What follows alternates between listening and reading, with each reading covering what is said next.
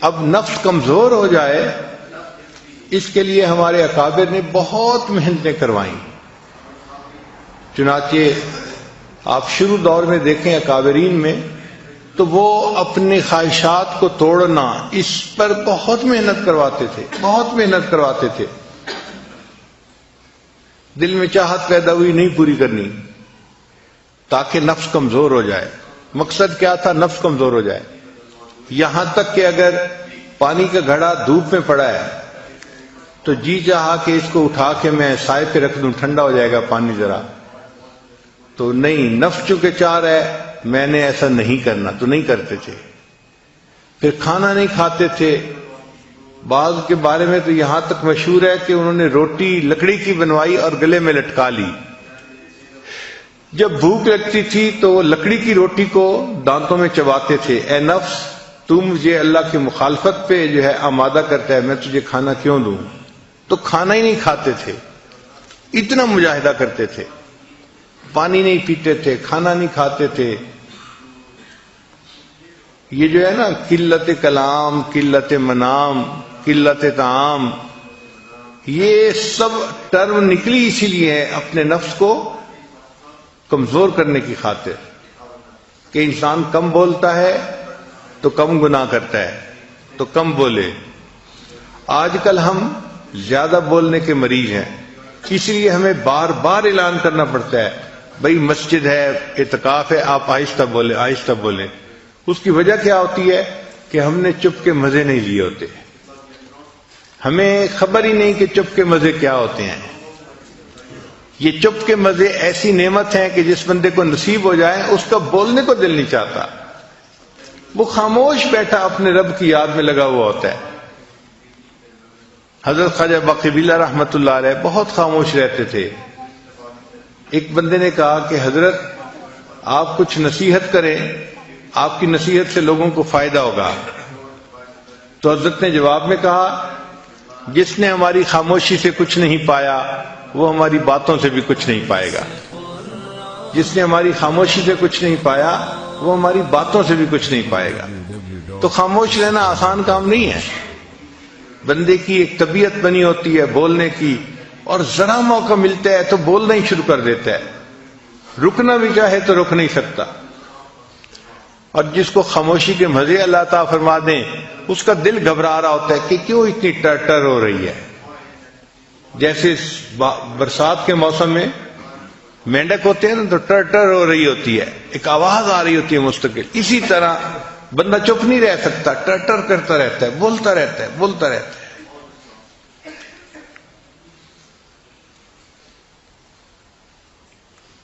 ہمارے مشائخ مراقبہ سکھانے کے لیے خاموش رہنا سکھاتے تھے.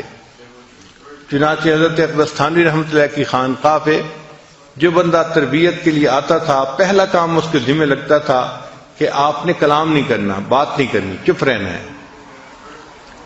ہاں سلام اگر کوئی کرے تو اس کا جواب دے سکتے ہیں چونکہ وہ واجب ہے، اس کے علاوہ کلام نہیں کر سکتے.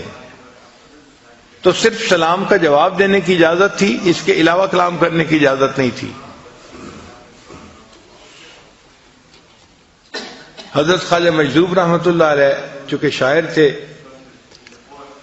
اور ان سے لوگ زیادہ واقف بھی تھے اور مانوس بھی تھے، تو ان سے زیادہ باتیں کرنے کی کوشش کرتے تھے. تو حضرت خواجہ مجذوب رحمۃ اللہ نے کیا کیا تھا، ایک گتے کے اوپر لکھ دیا تھا خاموش، اور دھاگا ڈال کے اس کو گلے میں لٹکا لیا تھا. تو اگر کوئی بندہ ان سے بات کرنے لگتا تھا تو وہ اس کی طرف اشارہ کر دیتے تھے، صرف بھئی دیکھ لو یہ سائن ہے خاموش. اس طرح خاموش رہتے تھے.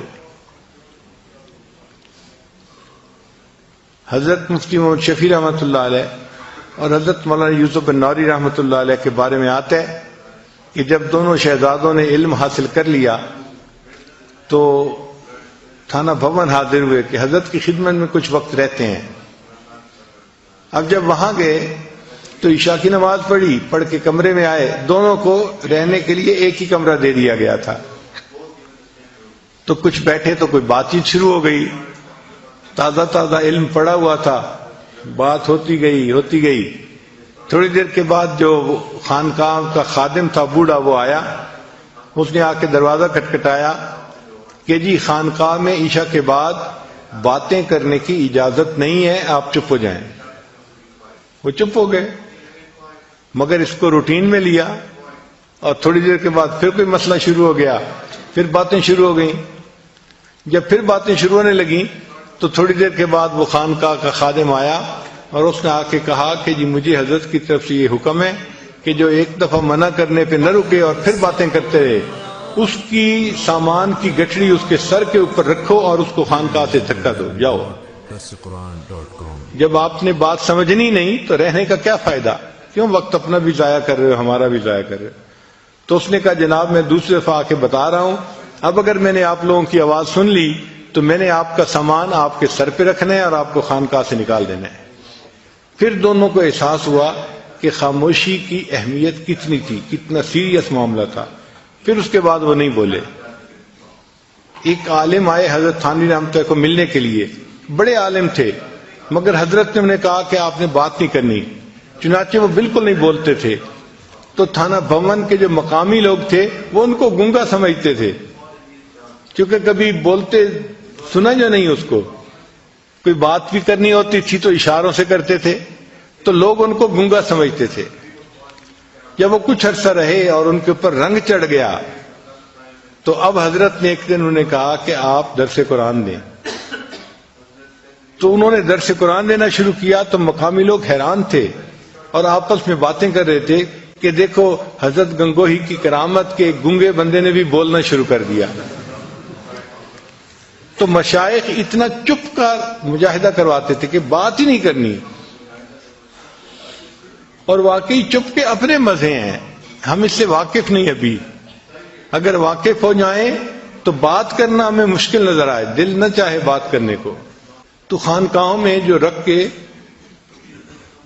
محنت کروائی جاتی تھی، کم کھانا، کم بولنا، کم سونا، اس کم کا اصل مقصد یہ ہوتا تھا کہ نفس کمزور ہو جائے اور انسان کے لیے شریعت کے اوپر چلنا آسان ہو جائے، یہ شریعت پر چلنے کے راستے میں رکاوٹ نہ بنے۔ اس لیے اپنی خواہشات کو توڑنا یہ سب سے بڑی چیز سکھائی جاتی تھی کہ بھئی کوئی بھی خواہش دل میں پیدا ہو اس پر عمل نہیں کرنا۔ حضرت عبداللہ ابن عمر رضی اللہ تعالیٰ عنہ کے دل میں ایک مرتبہ خواہش پیدا ہوئی کہ میں مچھلی کھاؤں، بیمار بھی تھے، آخری وقت تھا، تو بیوی نے مچھلی بنوائی۔